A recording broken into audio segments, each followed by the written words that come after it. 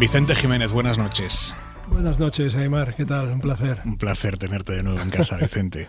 Gracias. Vicente es el director del diario AS, fue director general de esta Santa Casa, la cadenita SER, pero Vicente fue además director adjunto del diario El País en el momento en el que Julian Assange recurre al País de alguna manera. El País se suma a New York Times, al Guardian, a Le Monde, a Der Spiegel para publicar aquellos papeles de Wikileaks. Y tú, junto al entonces subdirector Jan Martínez Arens, viajasteis a Ginebra para reuniros con Julian Assange. Así es. ¿Cómo era él?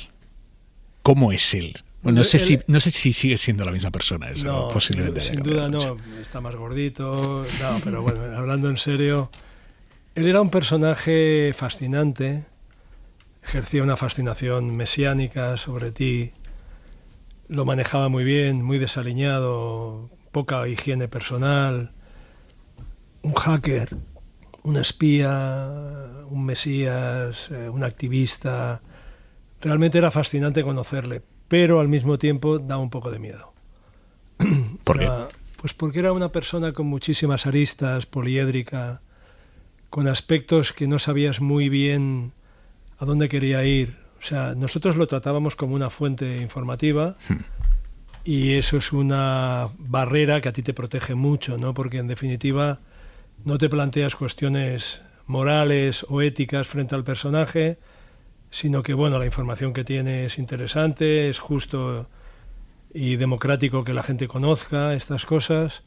Por lo tanto, nos vamos a mover en esta órbita. Pero el personaje tuvo una evolución muy desgraciada con el paso del tiempo. No era así al principio, pero ese carácter de líder mesiánico le llevaba a tener un egocentrismo brutal, un narcisismo tremendo, muy influenciado por la adoración que le practicaban las mujeres.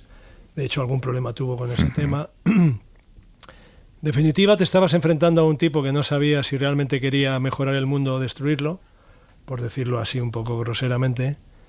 Pero bueno, nuestro trabajo era concebir la información, tenerla, analizarla. Y esa era nuestra preocupación ahí en Ginebra, que fue todo como una película de espías de Joe Le Carré, la verdad. ¿Cómo eran aquellos encuentros?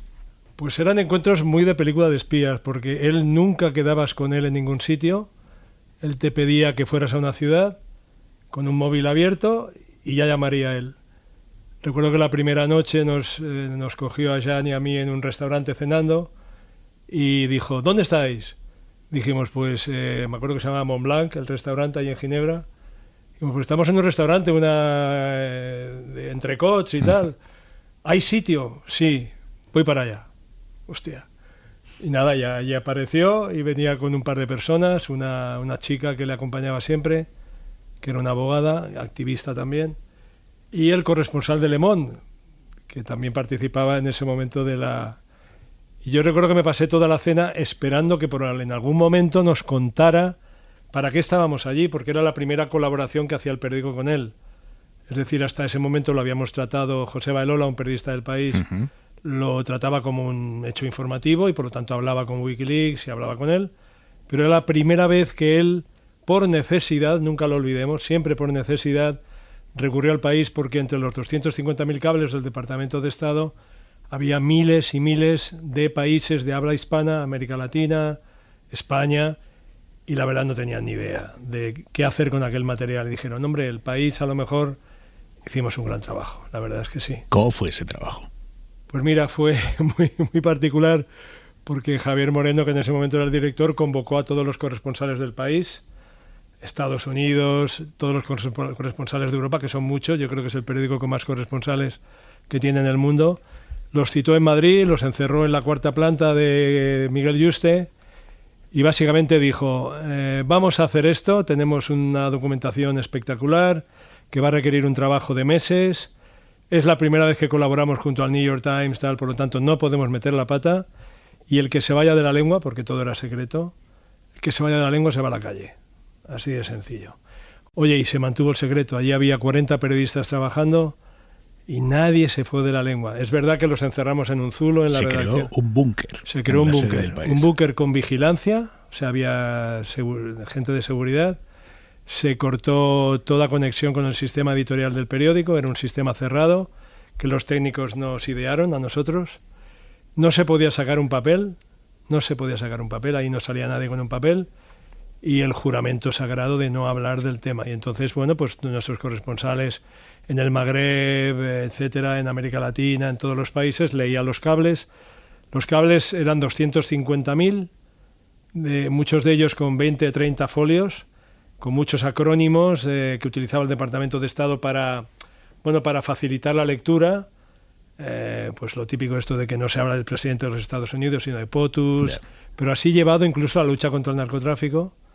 Y durante meses se trabajó de acuerdo y coordinados, que era básicamente la labor que hacía yo con el resto de medios, con el Guardian, etcétera.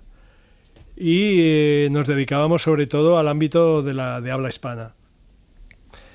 Recuerdo una frase que dijo Alan Radbridger, el director del Guardian, que dijo: no tenía ni idea de que en América Latina había tantos países. Bueno, daba un poco idea del desconocimiento que tenían de la realidad en esos lugares, ¿no? ¿Cómo fue la criba que ibais haciendo? Fue muy ¿Y con qué criterio descartabais? Fue muy exigente porque hubo mucha gente que nos exigió publicar todos los cables. Pero nosotros hicimos a petición de Assange. Por eso digo que él ya tiene una evolución muy desgraciada. A petición de Assange, que se hiciera una edición muy cuidada de todos los cables, porque allí aparecían nombres de gente que colaboraba con Estados Unidos, y no es lo mismo colaborar en España, entre comillas, que colaborar en Afganistán o en Irak o en cualquier país donde te podían matar simplemente por el hecho de que tú estabas hablando con la Embajada de Estados Unidos.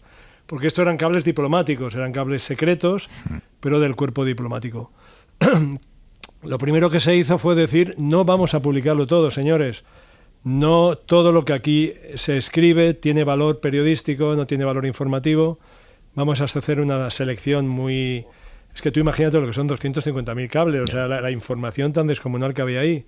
Entonces se seleccionaron muy bien los temas, se hizo una edición muy ajustada, muy bien hecha, muy cuidada. Ahí colaboramos todos los medios. Por ejemplo, lo que nosotros leíamos, siempre le decíamos al resto de medios: oye, por favor, este nombre hay que editarlo, o sea, hay que taparlo. Y yo creo que se hizo un trabajo muy serio y riguroso, que luego el propio Assange reventó cuando, en uno de sus muchos enfados con los medios de comunicación, cuando ya estaba en una fase un poco diaspórica, que digo yo, que ya se volvió loco, empezó a trabajar con los medios del régimen soviético, etcétera, etcétera, publicó todos los cables sin editar, con lo que puso en peligro la vida de muchas personas. ¿Qué sentiste en ese momento? Pues me sentí muy defraudado por él, porque yo, bueno, al fin y al cabo, después de encontrártelo en reuniones y discutiendo estos temas, lo que le pasó en Suecia, por lo cual pidieron su extradición a Estados Unidos, pues al final desarrollas una cierta empatía con el personaje, es inevitable. Porque, bueno, el personaje, vuelvo a insistir, es fascinante desde el punto de vista periodístico, ¿no? Y poder compartir con él horas, y cuando... Pero ya en las últimas reuniones, cuando ya había expulsado algunos medios de su círculo más íntimo, por ejemplo el Guardian o el New York Times, que los envió a la caseta del perro, como decían ellos, yo ya vi que este hombre estaba en una deriva muy peligrosa. Acabó echándonos a nosotros, al país también, nos expulsó de ese círculo, y yo creo que ya perdió los papeles. Luego vino todo lo de la Embajada de Ecuador, las 5 años de cárcel y lo que ha sucedido ahora, que yo creo que es positivo, porque yo creo que aunque sea un hombre del que puedes dudar, puedes tener zonas oscuras que no acabas de tener muy claras qué es lo que está haciendo, pero yo creo que el montaje político, diplomático, judicial que se ha orquestado para intentar meterlo en una prisión de Estados Unidos no tenía razón de ser. Nosotros somos partidarios de que el periodismo es una profesión abierta, lo puede practicar quien quiera. Entonces un señor con una web puede hacer periodismo. Así que para mí Assange, en esa circunstancia en concreta, no era un espía, era una fuente informativa. Pero es que además actúan contra él, pero no actúan contra el director del New York Times, que era Bill Kerr en ese momento, o contra el director del Guardian, o contra Javier Moreno, el director del País, que fuimos los que publicamos todo aquello. Ahí se cuidaron muy mucho de no ir contra nosotros, fueron contra él. Y además luego, como se ha visto, la causa inicial del procedimiento judicial contra él, que fue la petición de Suecia de llamarlo a declarar, porque él no está condenado en Suecia por ningún delito sexual ni nada, ha decaído. Primero decayó la primera causa por un tema de prescripción, pero es que la segunda también decayó. Entonces daba la sensación de que el temor que él tenía de ir a Estados Unidos estaba más que justificado.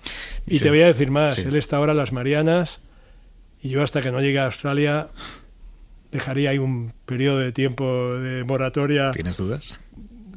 No sé. Yo creo que hasta que no llegue a Sydney o a donde sea, este hombre no va a respirar tranquilo. Se va a Australia, ¿no? Es la idea. Sí, él se va a Australia. Claro. ¿Crees que su forma de ser, su carácter ha influido en su situación de todos estos años? Sin ninguna duda. Tú ten en cuenta que para ser un activista de este perfil, o sea, porque este hombre se ha metido en asuntos realmente complicados. Recuerdo que cuando estábamos en Ginebra cenando, terminamos de cenar y quedaban 3 mesas ocupadas en el restaurante. Y nos dijo, mira, esa mesa, un señor leyendo un libro, tomándose un café, esa otra, una pareja, y esa otra que había un grupo de británicos celebrando aparentemente un contrato o algo, dijo, son todos espías. Y yo le dije, no, hombre, no. Me dijo, sí, son todos espías. Pues seguramente eran espías. O sea, en ese momento este hombre estaba perseguido y monitoreado por todos los servicios de inteligencia europeos, porque tenía una documentación que para Estados Unidos era un problema tremendo. Hillary Clinton, que era la secretaria de Estado en ese momento, bueno, pues salió a dar una rueda de prensa en cuanto publicamos los cables, ¿no? Entonces, hay que tener, no sé si es valor o bueno, ser un auténtico loco para meterte en un jardín semejante. Entonces, eso te da idea del personaje. Él empieza siendo un hacker, no sabemos si es un espía o ha trabajado para los servicios de inteligencia, pero sin duda tiene un hombre que se tira 7 años en la embajada de Ecuador, se tira 5 años en la prisión de máxima seguridad cercana a Londres y que sigue peleando, es algo especial. Decías al principio que no sabías, cuando te lo encontraste por primera vez, si era un tipo que quería salvar el mundo o destrozarlo. Hoy tienes respuesta. Yo creo que han sucedido tantas cosas que el propio personaje ya ahora es una víctima de todo lo que ha sucedido, de lo que él hizo y de lo que hicieron los demás por hundirlo, ¿no? Entonces yo creo que ahora es un hombre, sinceramente me da la sensación que se quiere ir a vivir a su casa con su mujer, sus 2 niños a los que concibió en la embajada de Ecuador. Es que ese capítulo es tremendo, ¿eh? El espionaje por parte de una empresa española para la CIA. Es que si tú haces un recorrido desde el año 2010, que es cuando se publican los papeles del Departamento de Estado hasta ahora, pocas tramas de John le Carré superan a esta realidad, ¿no?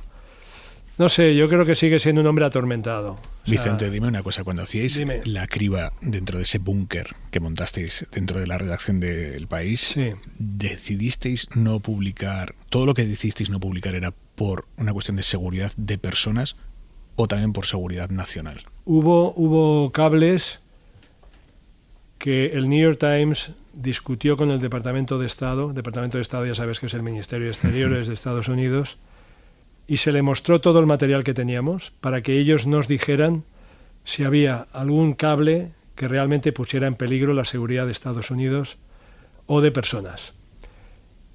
Asumimos plenamente lo que pactó el New York Times con el Departamento de Estado porque teníamos autonomía para usar los cables. No había una norma, cada uno publicaba lo que consideraba interesante. Asumimos ese compromiso y aquí en España se le mostró todo el material al gobierno, que en ese momento creo que era el gobierno de Zapatero, si no recuerdo mal, al ministro Rubalcaba, se le enseñó todo el material y se les dijo, mirad esto, lo vamos a publicar, pero si hay algún asunto que consideráis que puede vulnerar la política de seguridad antiterrorista o lo que sea del gobierno de España o de España, estamos dispuestos a atenderlo. Decidiremos nosotros, pero lo miraremos con cuidado. Y sí, hubo cables que no se publicaron porque podían poner en peligro relaciones diplomáticas, etcétera, y que el valor informativo no era tanto, porque había, lo ha dicho Javois antes, había algunos cables que eran muy anecdóticos, sobre la salud mental de Cristina Fernández de Kirchner, o sobre las fiestas y orgías que hacía Berlusconi en Villa Certosa, allí en Cerdeña, ¿no?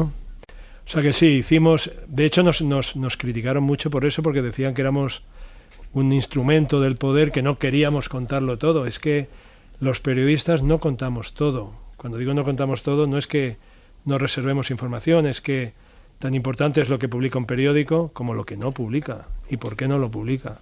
Entonces nosotros hicimos una labor de responsabilidad periodística, seguramente opinable, pero es la que hicimos. Vicente Jiménez, gracias. Muchísimas gracias a vosotros.